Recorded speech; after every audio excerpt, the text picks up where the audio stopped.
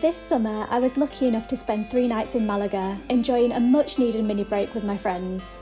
As somebody with a chronic illness and limited mobility, I always learn so much from hearing about other people's travel experiences, and that's one of the reasons why I share my own little adventures on this YouTube channel and on social media.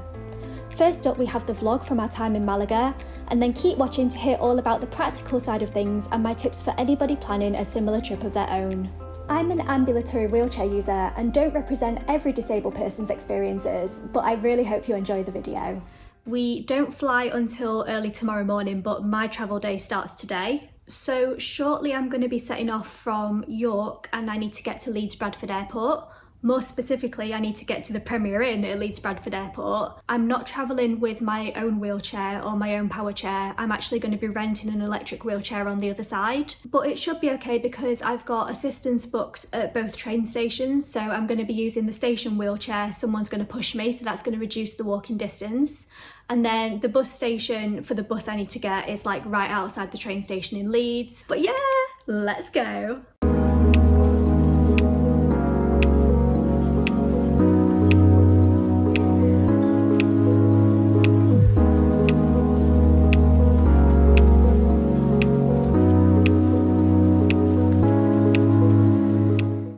Guys, you are not going to believe the kind of day I've had today. There was major traffic in York, so I had to get out of the taxi early and walk some of the way to the train station. Thought, fine, can't be helped, it's doable.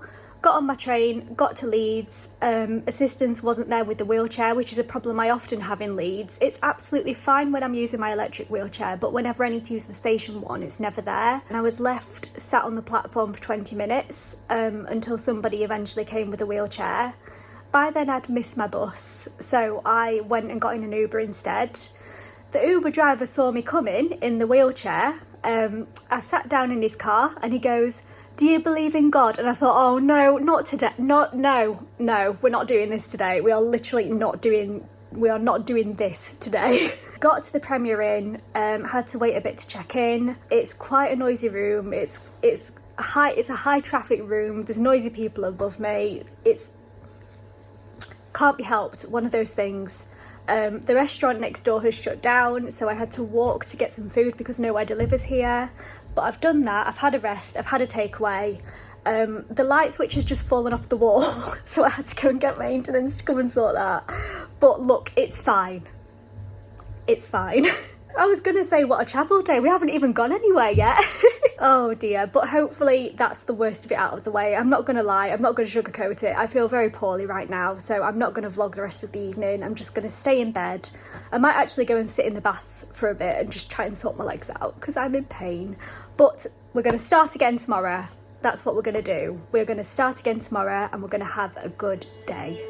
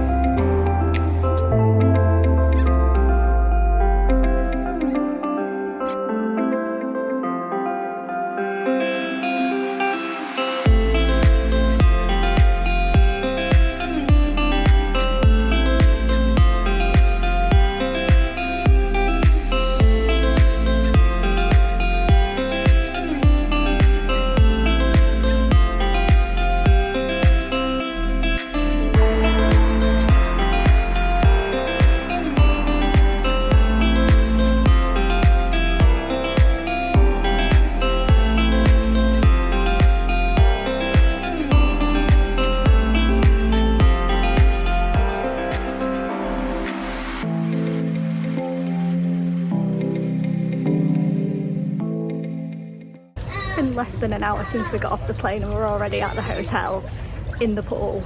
Life is good. Can't really see anything right now, don't know if you can hear me, but I'm very content with the current situation. Shortly after that, the electric wheelchair that I hired was dropped off at the hotel, and then we got notice that the room was ready, so we headed up to have a look around. Oh, just nearly walked straight into the glass, good. Oh, look how pretty! Oh, it's so massive. Oh, it is an accessible room. It's a beast of an accessible room. Oh, wow. Whoa. It's all right, you've got a non-disabled shower here. It's all good. Don't you worry. No shower stool though. There's one dressing gown. Oh no, two. Sucks to be you, Polly. We can even phone each other while we're on the toilet. Just for anybody who wanted a better look at that, that's sort of like a wheelchair level shower, grab rail, toiletries. But yeah, yeah, because people aren't going to travel with their own like wet seat. Interesting. Very interesting. First priority, coffee machine. We've got a kettle, which we weren't expecting. Life is good. Okay, we're in the room, all is good, and we're just gonna nip straight back out. We're gonna have a wander. The priority is food right now. We need some fodder.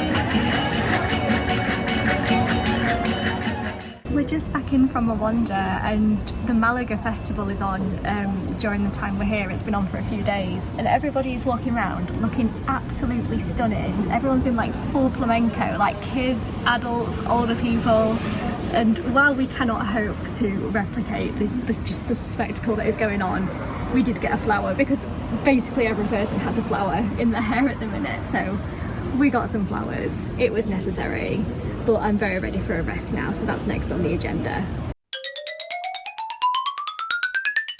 Forgot to say earlier that the wheelchair was delivered to the hotel with no problems. It's the Quickie something or other, and it's absolutely fine. It feels quite big for me. I feel like my legs are stuck out quite far, but it's really easy to use, so that's all good. And I think the plan now is to wander down to the marina area, and we're going to see what's there, get some food, and just we'll figure things out from there. We've got our flowers in. Yay!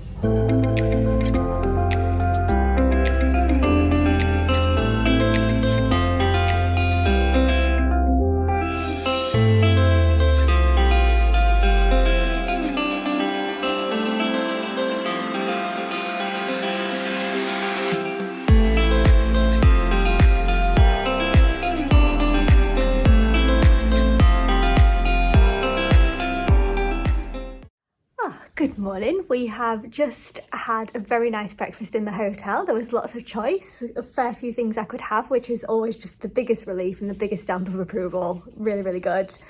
And we weren't sure what we were going to do today, but I think the general consensus is we're going to walk towards a beach. There are a fair few accessible beaches across Malaga, so I think we're going to go and ask the hotel staff which one they would recommend.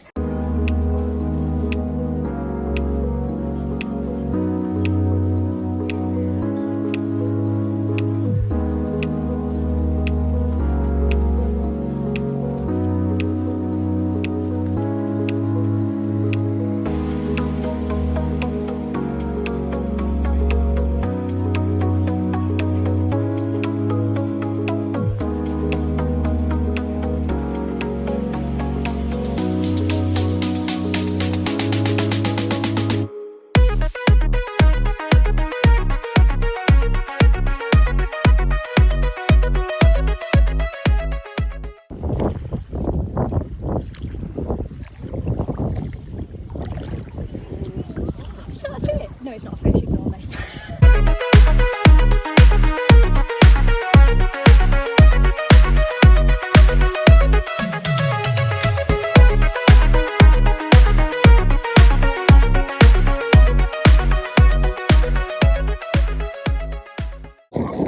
We've just had a very lovely, but a very windy few hours at the beach, but we found a really good spot there. I'm really pleased with that. And yeah, the time has passed so quickly. It was really nice to just kind of sit down, and like the weather's it's been very, very hot, but it's always a lot more bearable when you're at the coast, isn't it? So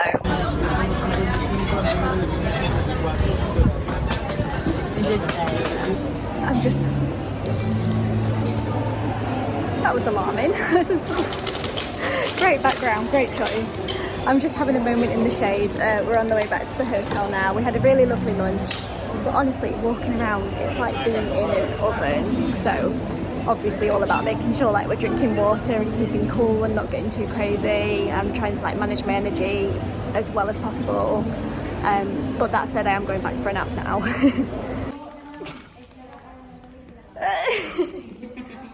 Yeah. If you ever wondered what I looked like when I was younger, this is giving me flashbacks to dance competitions, hair in a bun with a big flamboyant hairpiece in. But that is very much not what's on the agenda for this evening. Instead, we're going to go and eat pizza. But before we go and eat pizza, we're going to a museum. Is it Museum of Malaga? Mm-hmm. Museum of Malaga, and it's free if you're in the EU. Alas, we are not. So we have to pay to get in, but it's really, really cheap. So we thought we'll go and have a little look around and then we'll go and have some lovely pizza and some lovely drinks. You can't film in most of the museums, so I thought I'd use this interlude just for a little reality check. I try and keep these vlogs as real as possible, but it is human nature to want to capture the good stuff more than the trickier stuff, I think. And all things considered, I think my chronic illness was being very well behaved on this trip, but on this day I did have to leave the museum a bit early and just have some quiet time by myself and take some medication. But believe it or not, this is a marker of progress for me because I noticed these early warning signs and I listened to my body rather than trying to push through. And doing that meant I could just nip the issue in the bud and still be okay to enjoy the rest of the evening. So yay for taking care of yourself, I suppose. I know it's much easier said than done sometimes, especially in situations like this. So just thought I'd share that.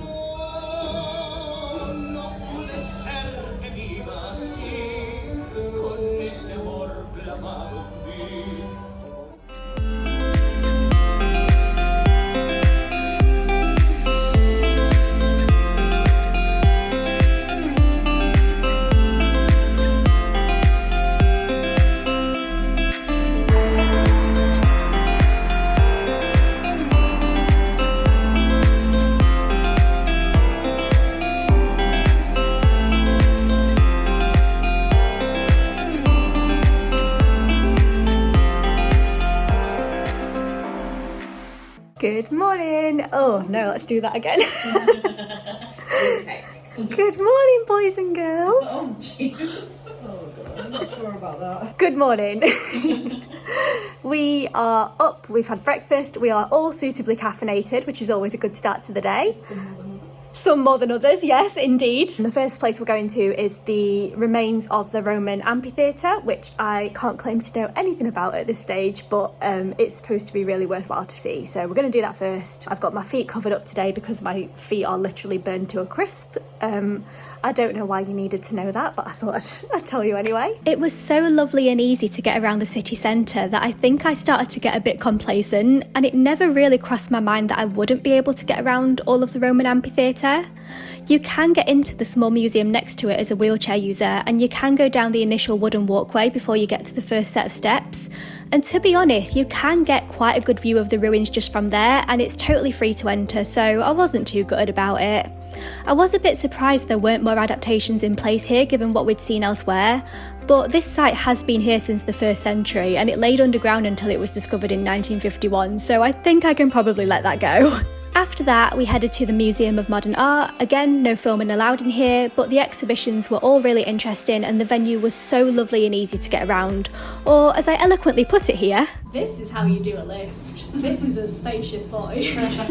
This hotel just keeps getting better and better. You walk in from outside, they've got the alcohol ready. Honestly, coming at Malaga festival time, I can't say it's something we did deliberately. It's been a very happy accident. We went to the museum. In general, it seems like filming isn't really allowed in the museums, which is totally fair enough. But yes, it was very good. We came back, we're hopefully going to get a space at the pool, and life is good.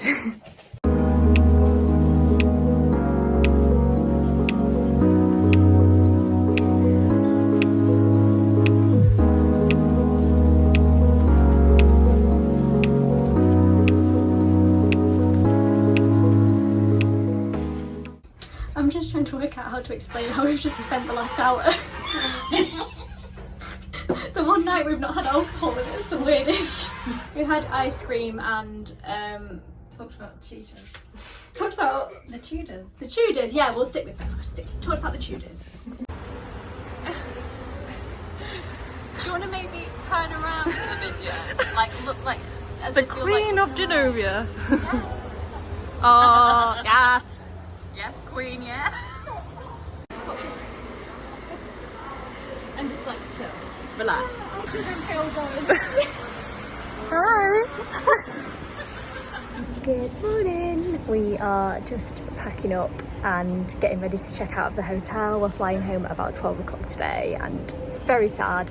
Don't want to leave Malaga, don't want to leave the hotel, don't want to go back to real life, but we're having to be brave and soldier on. But yeah, our stay here has been absolutely gorgeous. Would definitely come would definitely come back to this hotel, if for nothing else for this. Oh, she's gone, but we have two little balconies on the room and we've had quite a lot of fun out of this. Lift Jenga. It looks so weird. Not against the Jenga. wall like this. Tetris. Tetris, yeah. Lift Tetris. We didn't get the chance to see properly, but underneath the hotel there's like a load of ruins. It's the best preserved section of the Arabic walls, wall remains of Malaga. Oh! And you can walk down there if you're a guest, but you have to book it in and do like a proper tour and stuff. So we didn't get the chance, but it's literally right under the lobby in the hotel.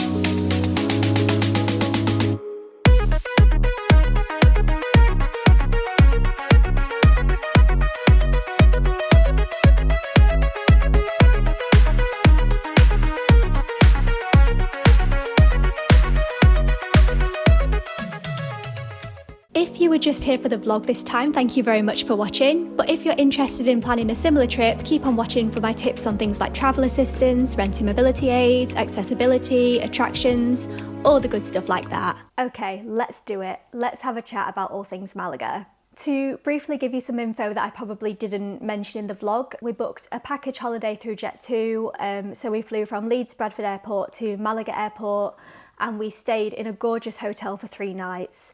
I don't think we fully realised that we'd booked a 5-star hotel, but it just so happened that when we were booking, the price of that one came up as a really good deal. So yeah, really well worth checking what Jet2 has to offer. This is the second really positive experience I've had with them. To start at the beginning, I'll briefly touch on the airport experience and the airport assistance. Had a really great experience from Leeds Bradford Airport again. Obviously, I wasn't travelling with my own mobility aid, so all you do is you walk in, the assistance desk is right at the entrance, you get all checked in and then you get a wheelchair if you need a wheelchair. And then you can go and check your bags in and then somebody from that point will take you through security, so you do get to queue jump the line. When we were flying back from Malaga, the airport assistance was very much a mixed bag. On the Malaga side, before security, the assistance team were very good. There was a very visible point that you go to check in for your airport assistance. You press a button and you speak to somebody through the machine to let them know that you're there. From there, they don't give you a wheelchair, but if you struggle with walking, they have one of those airport buggies, which, by the way, excellent fun, had a fabulous time on those. And they whiz you through check-in, they whiz you to a separate security point, which is a lot calmer and generally just a really nice experience. And then the only issue we had really was when you get through security, they take you to the gate that your flight is departing from, and because you don't have a wheelchair, and because I went through by myself, that's the other thing actually. There were 3 of us travelling, and in Malaga they said one of you can go through like the assistance check-in process, but you can only take one person with you. And because I knew that the other person was probably going to be stuck standing in lines, whereas I was going to whiz through, I said to my friends, like, you stay together and I'll go by myself. I'm absolutely fine to do that. And that was definitely the right decision, because they did get held up for quite a long time. Meanwhile, I got whizzed through and they dropped me off at the gate that my flight was departing from, but the gate then changed and we were panicking because nobody had come to get us. So eventually it was getting closer to the departure time or the boarding time, and we decided, right, I could see where the other gate was and it was a walkable distance. So we were like, we're just going to have to walk it. So I did that, and then we let a member of staff know that we had done that and we were now at the correct gate. But for some reason, they really took offence to the fact that we had done that ourselves rather than waiting for them, even though we had waited for them. And they actually cancelled the rest of my assistance. The woman on the desk, you could tell she just really wanted a fight. I just don't think she was having a very good day. So we were in the location of the correct boarding gate, but there weren't any priority seats left. We didn't have a wheelchair, and obviously I can't stand up for very long without terrible things happening. So we asked them for a wheelchair. They had loads of wheelchairs next to them. It's not like they were in short supply or anything, and they weren't going to give us a wheelchair. We really had to argue for it. Eventually we got one and we waited at the gate and they started boarding, and we did have priority boarding like a few other people, but they wouldn't let me take the wheelchair. So I did end up having to do quite a lot of walking, and I just really felt like we were being punished. It was so strange. Not strictly related to the point about assistance, but if you are doing a similar journey and you're getting a taxi from the airport, I found out that if you use an app called Cabify, you get a much cheaper fare than using an airport taxi, because the airport taxis charge you per piece of luggage as well. There are public transport options as well to get into the city centre, but because I didn't have a wheelchair at this time and my standing and walking is limited, we did just hop in a taxi. And Cabify works really similar to Uber, you just book one and it just turns up. So as I mentioned, I did rent a mobility aid while we were in Malaga. I had tried this once before in Barcelona and it worked really, really well. And to me, it just felt like a safer option than flying with my own power chair, especially given my lovely power chair now is all new and it's fabulous, and the idea of anything happening to it or the idea of it getting damaged in transit is actually kind of unbearable. So I knew I wanted to rent a mobility aid on the other side. It was trickier to do that in Malaga than it was in Barcelona, and I will reiterate what I said in the last video, which is that you need to check really, really carefully that the websites advertising rented mobility aids aren't a scam. So the first two that came up when I was researching for Malaga were both scams. They both had reviews from people saying they took my money and the mobility aid never turned up. Oh, good. Fabulous. Right, fairy lights are falling down. I actually don't hate how that looks, and I don't want to get up, so we're just going to leave that there, it's fine. The company I eventually went with to rent my electric wheelchair was called Amigo24. I'll leave a link to them below as well. They don't have a great deal of choice, but at this point I was worrying that I would have to get a mobility scooter instead of an electric wheelchair, and for me personally, mobility scooters are something I find a lot harder and a lot more energy draining. But they did have one electric wheelchair, and that was the Quickie Q100R electric wheelchair. And my experience with renting again in this instance was a very positive one. The power chair was great. It went so quickly. It was so good. I wish my power chair in the UK went as quickly as that one did. It was a lot of fun. Oh, good. Can we live with that? Is that going to bother anyone? What if I just put my head here instead? Yeah, that's fine. So the chair I got definitely felt a bit big for me, but the main thing was it was functional, it was safe, and it meant that I could do everything I wanted to do while I was there. And my experience with Amigo24, who provided the chair, was very good. They confirmed the booking, they delivered it to the hotel when I arrived. You did have to be there in person to pay for the chair and have that interaction face to face, whereas in the past, they've just left the power chair and it's been there when we arrived. So I did have to be there to receive the chair, but then after that it was all fine. And then on our last day we checked out and we left the power chair at the hotel because it was a Sunday and they would come to collect it on the next day, which is a Monday. Before I confirmed the chair, I contacted the hotel to say, is it okay if I do this? And it was totally fine. I got the go ahead. I also made the people at Jet2 aware when I was booking the assistance that that's what I was planning on doing. So I advise making sure that everybody's on the same page before you go ahead and book, because there is a cost which comes with these things. For this power chair, for the 3 nights we were there, I paid €110 and a €50 deposit. And like I say, it does put a significant expense on your holiday, but the way I kind of think about it is it's probably still cheaper than me having to repair or replace a power chair if something happened to mine. And unfortunately, the situation at the minute remains that people who fly with their own mobility aids are having really terrible and like dangerous experiences. So it still feels like the right way to do things for me, although I'm going somewhere next year that I am thinking about taking my own chair, but we'll see. I'm going to make a decision closer to the time. Next, I wanted to tell you a little bit about the hotel because I think this is one of the best hotel experiences I've ever had. I'm not even going to attempt to pronounce the name of the hotel, I'll put it on screen. But the hotel chain was called Vincci Hotels. Like I said, I don't think we fully realised that we'd booked a 5-star hotel when we made the booking, just because the package deal made sense, and it was actually cheaper than a lot of other options on there. But we walked into the hotel and immediately it was just gorgeous. You just walked in and you thought, oh yes, we've made good life choices here. The staff were so lovely and friendly. It was very easy to get around the entire building in a wheelchair. There were ramps, the floor was totally smooth and easy to navigate. There were lots of wide corridors. The room we were in was massive. There was loads of space to get a wheelchair in and out and all around. Forgot to mention, the one thing we weren't sure about was the pool. So there's lift access up to the floor that the pool is on, but there were a flight of stairs to get up to the pool deck. And I did have a good look and I couldn't see a lift, but they had a hoist available to get into the pool, which makes me think, why would they have a hoist if they didn't have wheelchair access? Just to flag, you might need to double check the pool situation. I was able to walk up the steps. I'm an ambulatory wheelchair user, but if that might be an issue for you, I'd advise double checking that before you travel. But we did have the accessible room and it was just fabulous. We didn't even know we were going to have a balcony, so to have 2 balconies and this gorgeously decorated room and all this space, it was just amazing. I think I showed in the vlog as well that the bathroom was great. There was an accessible shower and a non-accessible shower. They had grab rails that were like pretty. Like, I know some of you will know what I mean. Like, the grab rails were like silver and sleek and like they almost look like decor more than functioning mobility aids. And it is sometimes just little stuff like that that makes a really big difference. Oh yeah, the thing I did notice is that there was the accessible shower, but there wasn't a shower stool or a shower seat. It must be possible to request this from reception, otherwise why would you have the accessible shower?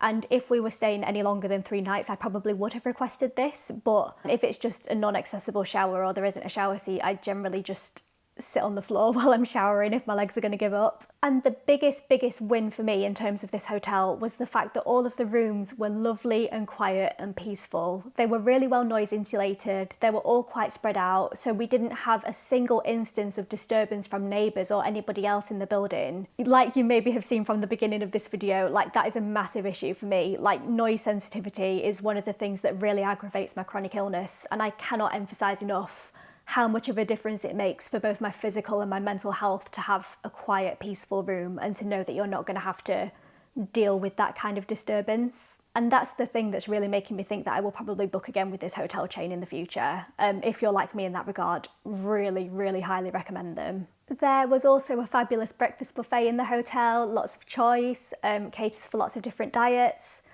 Breakfast buffets abroad aren't always my friend because, as some of you might know, I have to manage multiple allergies, and it's always going to be the case that there's only a few things for me to eat. But if you didn't have allergies, that was like a fabulous breakfast buffet, everything you could want and more. And in terms of allergies, they had lots of different plant milks, which is always great. They had the allergens on the little cards that described what each food was. Again, if you've watched my videos, you'll know that is a massive thumbs up for me. That makes a world of difference when you're having to do like the allergy admin in the morning. There were lots of different breads, including gluten-free and dairy-free, which meant I could have toast. There was non-dairy spread. There was lots of fruits.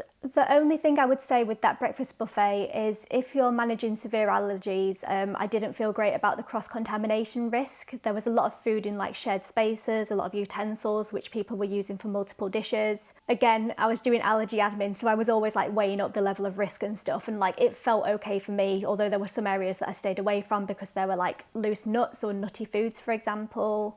But if that is an issue for you, they also have like a set menu that you can order off rather than doing the buffet, or as well as doing the buffet.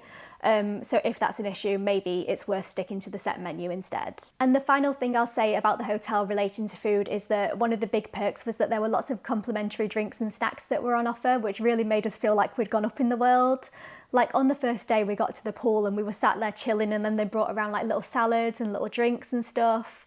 I couldn't have the salad or the drink because of my allergies, but they saw this and then they brought me out my own little like non-alcoholic mojito, which again, it's just the little thoughtful gestures like that that really, really make a difference. I just thought that was so lovely, and it just really meant a lot that they did that. But the one thing I'll flag is that the hotel, like the rest of Malaga, there were places where they had loose nuts available. So if you have airborne allergies, it's really important that you're aware of that. There are lots of loose nuts. Luckily, they weren't peanuts. They were, if I'm correct, they were mostly almonds, but obviously that's going to pose an issue for some people, so that's important to be aware of. Moving on to food and drink more broadly, I generally had a really positive experience. It wasn't too hard to eat out in different cafes or restaurants with my food allergies. I had my trusty allergen cards as always, my translation cards, which translated my allergies into Spanish. Sometimes we would go to places where the allergens were listed on the menu, which is obviously great, but when I got my allergen card out to show the staff, they would kind of look at me as if to say, why are you showing me this when the allergens are here? Whereas I have that card because I need to make sure that those allergens are communicated to the people in the kitchen so they can avoid the risk of cross-contamination as much as possible. But on the whole, people were great and very accommodating. We didn't go to them, but we passed quite a lot of vegan specific cafes and also quite a lot of like gluten-free specific stuff as well.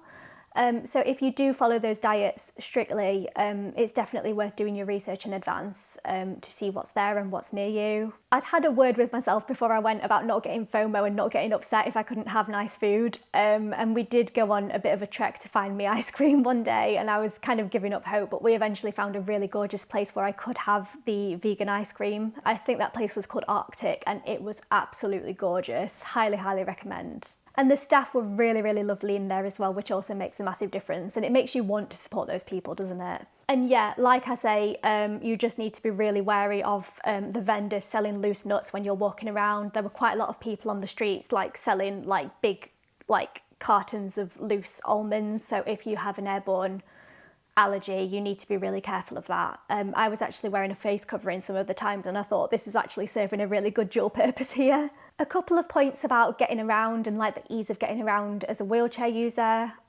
Really good experience overall.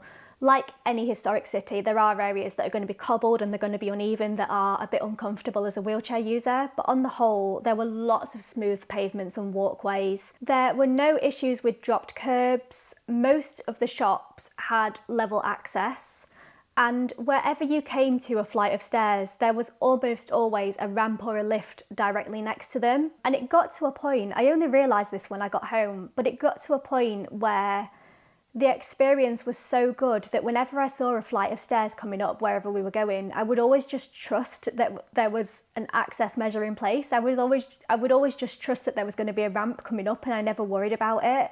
Whereas that would never happen in the UK. In the UK, I'd always be inclined to think the worst, but in Malaga, it really seemed like a lot of attention had been paid to that, and I really, really appreciated that because it made it so much easier to get around. There was one specific afternoon, my friends had just popped into the shop and I'd chosen to wait outside just for like a little bit of still time. And I was thinking to myself, it's really easy to get around. It's really weird that I've not seen more wheelchair users here. And then not even 2 minutes later, a procession of wheelchair users came down the path, like probably like 9 or 10 wheelchair users. And it made me think, I've not actually looked into this yet, but I did wonder whether it was a wheelchair accessible walking tour. I know that a lot of Spanish cities are starting to do those now, so if you are planning on visiting Malaga, it might be worth looking into that if that's something you're interested in. Oh my gosh, whatever it was, this group of people were being led by this couple at the front, and both of them were power chair users, and both of them just had the loveliest energy about them. The woman was in a full flamenco outfit, and they went past and she caught my eye and she smiled and she said hello, and I just thought, oh my gosh, I want to be you when I grow up. They just had this really, really just wonderful energy about them. I felt really like drawn to them. We weren't in Malaga for long at all, so we didn't do many attractions, but to briefly touch on the ones we did, there are lots of brilliant museums in the area, very easy to access as a wheelchair user, and the information on the exhibitions is provided in English as well as Spanish. I'm not going to attempt to say the Spanish names, but we went to the Museum of Malaga and we went to the Modern Art Museum.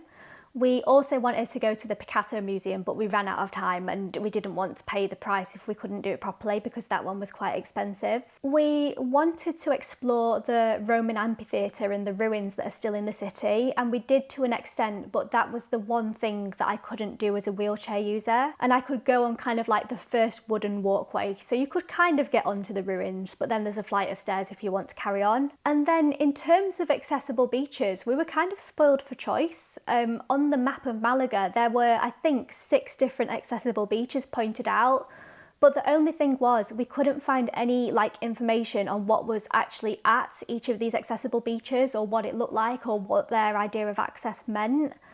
And I think I will forever be ruined by that experience in Barcelona. Like, I had such an incredible beach experience in Barcelona, again, vlogged all of that if you want to see it, that I don't think anything will ever come close to that. So no matter how good the accessible beaches are that I go to in the future, I don't think anything will ever reach the level of that Barcelona experience. But that said, we did go to one of the accessible beaches. It was accessible in the sense that there was a boardwalk leading down onto the sand. So what we did is we left the power chair on the boardwalk where we could see it. I didn't want to risk taking it on the sand with it being a rented chair and the fact I'd paid a deposit for it. And then in the sea, in that area, there were these 2 long rails that you could use to kind of walk yourself out if you had limited mobility. And there was also this really cool, like, covered area where you were in the shade and there were like rows of seats around it so you could sit down while you were in the sea. And I thought that was a really, really great idea if you struggle to stand up but you still want to be in the water. I kind of regret not trying it out myself, but to be totally honest, there were like groups of locals like having really like in-depth chats and they all clearly knew each other, so I felt a little bit awkward about going and sitting down with them. But there weren't any like beach wheelchairs and there weren't accessible facilities near that beach, but we also kind of realised that the bit of the beach we were on was a little bit further out from most of the tourist beaches, and it seemed to be mostly locals around us, so maybe that was why. I'll also just briefly say that we walked past a lot of beaches where you could hire like sun lounges and brollies, but it was quite expensive, so we brought our towels and we chose to just use those instead. And then the final point I wrote down for attractions is just the fact that Malaga is a really gorgeous city. It's got a really rich history, the architecture is stunning. So even just walking around the streets and walking from A to B feels like something of an attraction, just because there's always something to see and always something to look at. And every street you turn down, you just think, oh, this is so pretty. And we went during Malaga Festival as well, which wasn't a deliberate decision. It was more of a happy accident, but it also meant that there were a lot of street performers, there was stuff going on, there were lots of vendors selling like the flamenco outfits and the flowers, and it was just really, really good vibes. The festival being on did mean that it did get very busy at times, and obviously this is something that I was a little bit nervous about given the fact that I am still distancing to an extent. I wore a face covering while I was travelling, and I also wore it a few times in crowded areas. But yes, if you're distancing or immunocompromised, or if you struggle in crowds of people, it's probably best to avoid going at that time of year because it really was like one big party, which is great for some people but not so great for others, I know. The hotel staff did actually say to us that if we wanted to avoid the crowds at night time, it was probably best to go down to the harbour side, so that's generally where we went and got a drink in the evening. But overall, I really hope it's come across in the video that we had a really great time, really loved Malaga as a city, would definitely go back in the future, would definitely stay in that hotel. As you might imagine, Malaga in August is very, very hot, and that comes with particular challenges when you're managing a chronic illness. I was pacing myself as carefully as possible. I was making sure I was drinking lots of water, getting lots of rest, having my electrolytes. I have a condition called erythromelalgia that affects my hands mostly, and that did flare up a couple of times, so I did have painful hands that were made worse by the heat. But all things considered, I think I coped quite well, and obviously there are lots of air-conditioned buildings, so it's worth planning your day around making sure you're indoors at the hottest times and making sure that you are managing your energy as carefully as possible. So if you are planning a trip to Malaga or somewhere similar in the future, I really hope you found this little bit helpful. The whole thing just felt like a really good use of energy, and it felt very much needed. Like, I've been at home a few days now and I've been like in recovery gremlin mode for a few days, and I'm just starting to come back to life again now, but it was definitely worth the energy expenditure. I just feel really lucky that holidays and trips like these are becoming possible for me again, and I know that won't be the case for everybody watching this video, so I always want to remain sensitive to that. And I hope you know how lucky, how genuinely lucky I feel that I get to enjoy stuff like this and enjoy quality time with my favourite people and getting to see new places. Like, that is something I will never ever take for granted. Anyway, I'm going to go and have a rest now. Thank you very much for watching and for being here. You can subscribe if you want. I've got a few other travel vlogs on my channel and lots of travel vlogs around the UK. A few other things coming up in the next year or so, which I'm so excited for. But yes, thank you so much for watching. I really, really appreciate you being here. You can subscribe if you want, and I'll see you next time.